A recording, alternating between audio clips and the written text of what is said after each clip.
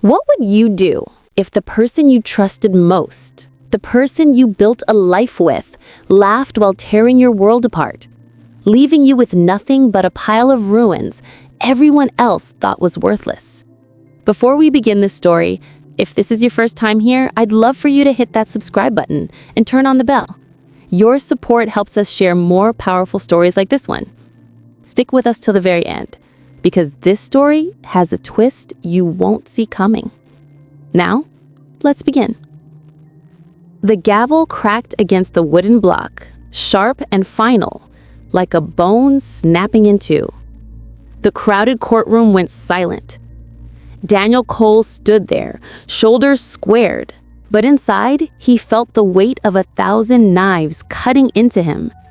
He had built an empire with his bare hands, companies, properties, investments, and now he was watching it all being stripped away, piece by piece, with cold legal words. Across the aisle, his ex-wife Vanessa sat poised and smug, her red lips curled into the kind of smile you wear when you know you've won. She had fought for everything: his business shares, their homes, the accounts, and she had gotten them. All assets awarded to the petitioner. The judge's voice droned, except the secondary property at Ravenwood Estate. A ripple of laughter swept through the courtroom. Someone whispered, "The haunted dump." Another snickered, "That's all he deserves." Daniel kept his eyes forward. He didn't flinch. He didn't let them see the storm inside him. At his side, his 10-year-old daughter, Lily, gripped two of his fingers. Her eyes, wide and frightened, searched his face for answers. Daniel squeezed back gently, jaw tight. He couldn't fall apart. Not here, not in front of her, not for the cameras waiting outside. Vanessa leaned back in her chair, tossed her hair, and let out a laugh.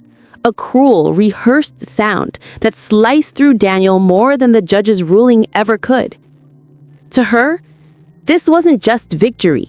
It was humiliation, served cold.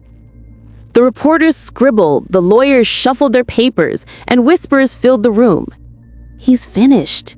She took everything, left him with that wreck of a house. Daniel breathed slowly, letting the noise blur into the background. He had been through battles the world knew nothing about. He'd lost loved ones, endured sleepless years building his business from dust. This pain, he could carry it. Because, deep down, he knew something no one else did. When the session ended, Daniel didn't argue. He didn't beg. He simply adjusted Lily's backpack, placed a steady hand on her shoulder, and walked out of the courtroom. Cameras flashed, microphones thrust forward, questions shouted like bullets. "Mr. Cole, how do you feel about losing everything? Vanessa, any comments on your victory?" Vanessa smiled wide for the cameras, basking in her moment. She thought she had destroyed him completely. But Daniel kept walking, past the lights, past the whispers, past the laughter. Outside, the autumn wind was sharp, tugging at his suit. Lily looked up at him, her small voice barely a whisper. "Daddy, are we going to be okay?" He bent down, met her eyes, and said softly, "We will. Trust me." It wasn't just comfort for her. It was a promise to himself. Behind them, Vanessa's laughter echoed through the courthouse steps, cruel and hollow. But Daniel didn't look back. The world believed he was ruined, that all he had left was a broken mansion on Ravenwood Hill. But what they didn't know was that inside those ruins lay the very thing that would change everything. The taxi driver slowed to a stop at the end of a long, weed-choked driveway. He peered through the windshield at the looming structure ahead and frowned. "You really staying here, man?" he asked. Daniel didn't answer. He just paid the fare, helped Lily out of the car, and together they stood before Ravenwood Estate, the house everyone in town called the Haunted Ruin. The once grand mansion was a skeleton of its past. The gates leaned crooked, the stone walls streaked with age, and ivy strangled the windows. The wind whistled through broken shutters, making the place sound alive with sighs. To anyone else, this was punishment. To Vanessa, it had been a joke, leaving Daniel this wreck as a final insult. But she didn't know the truth. Daniel pushed open the rusted gate, the hinges screaming in protest. The gravel crunched beneath their feet as he led Lily to the front door. Inside, the air was damp, heavy with wood rot and dust. Wallpaper peeled in long strips, and rain stains spread across the ceilings like bruises. Lily wrinkled her nose. "It's creepy, Daddy." Daniel gave a small smile. That's what makes it perfect. Because hidden beneath these rotting floors was a secret. Years ago, when his businesses had been thriving, he had learned a hard truth. Wealth could be taken as easily as it was earned. Lawsuits, taxes, greedy hands, anything could strip you bare if you weren't careful. So, quietly, in secret, he had turned Ravenwood Estate into more than an abandoned mansion. He had made it his fortress. Behind the false wall in a forgotten hallway, there was a locked door that looked like it led to a broom closet. Daniel slid the old key into the lock, and the sound of tumblers echoed like a drumbeat. The door creaked open, revealing a narrow staircase spiraling down into darkness. Lily clutched his hand tighter. "Where does this go?" he whispered. They descended into the shadows, the air cooling with each step. At the bottom, another door waited, plain and wooden. Daniel brushed the dust away, pressed his palm against a hidden panel, and with a soft hiss, the door slid aside, revealing a steel vault door gleaming in the dim light. Lily gasped. Daniel spun the heavy wheel lock. The vault opened with a deep metallic sigh, like something waking up after a long sleep. And there it was. Stacks of gold bars, gleaming like frozen sunlight. Bundles of cash wrapped in plastic. Velvet cases filled with diamonds and jewels that scattered light into 1,000 tiny stars. Antique coins, rare treasures. A fortune so vast it could rebuild a kingdom. Lily's eyes widened. "Daddy, what is all this?" Daniel knelt beside her, his hand resting on her shoulder. His voice was calm, steady. "This, Lily, is why we don't panic." The world thought that he had been stripped bare. Vanessa thought she had taken everything. But down here, hidden away, Daniel had enough to rebuild 10 empires. Still, he didn't rush.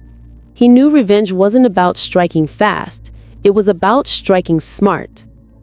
So, he played his role. To the outside world, Daniel was a broken man, living in a crumbling house. Reporters stopped caring, neighbors shook their heads when they passed Ravenwood Hill. Even Vanessa gloated publicly, throwing parties, showing off new gowns, living as if her victory had no end. But inside Ravenwood, Daniel was moving.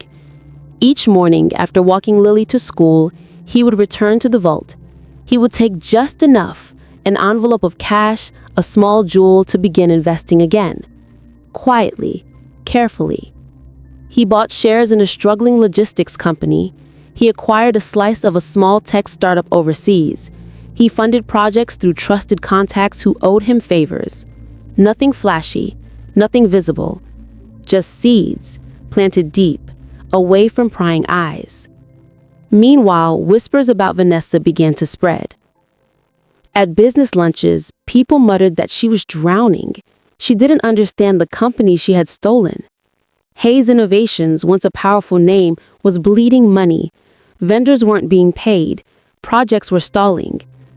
Daniel never fueled the gossip, but he listened. At night, as he sat in his restored study inside Ravenwood, he would lean back in his chair, sip his coffee, and let the whispers find him. She's over her head. Hayes Innovations won't last another year. Vanessa's empire is cracking. And while her empire crumbled, Daniel's new one was taking shape in silence.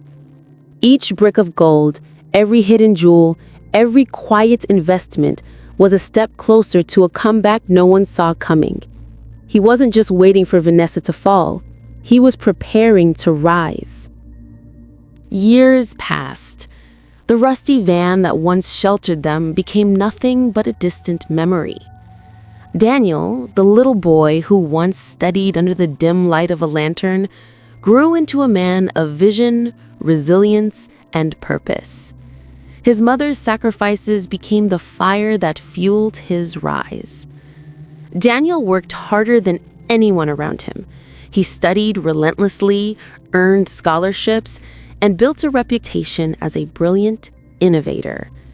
By his early 30s, he founded a tech company that revolutionized the industry. From sleeping in a rusted van, he now owned skyscrapers that bore his name. And when the world asked him about his success, he never forgot to say, "I am standing today because my mother refused to let the fire of dignity die in me." But while Daniel rose, Vanessa's world crumbled. The wealth she clung to slipped through her fingers. Poor decisions, greed, and betrayal by those closest to her left her bankrupt. The same friends who once laughed with her now vanished into the shadows. One bitter winter evening, she stood in the same street where she once threw insults at Daniel's mother. This time, it was Vanessa who was homeless. Her clothes were torn, her face sunken, her pride gone. As fate would have it, a sleek black car rolled past her, stopping by the curb. The door opened and out stepped Daniel, no longer the helpless boy, but a man clothed in power and grace. Behind him walked his mother, elegant and radiant, her years of suffering transformed into dignity. Vanessa froze, her lips trembling, her eyes begging for mercy. But Daniel only looked at her in silence. He didn't speak because sometimes silence carries the heaviest judgment. Then, with his arm around his mother, he walked away, leaving Vanessa standing in the ashes of the empire she once used to destroy others. The rusty van was gone. The pain was gone. What remained was the gold, the triumph of resilience over cruelty, of dignity over pride, and of love over hate.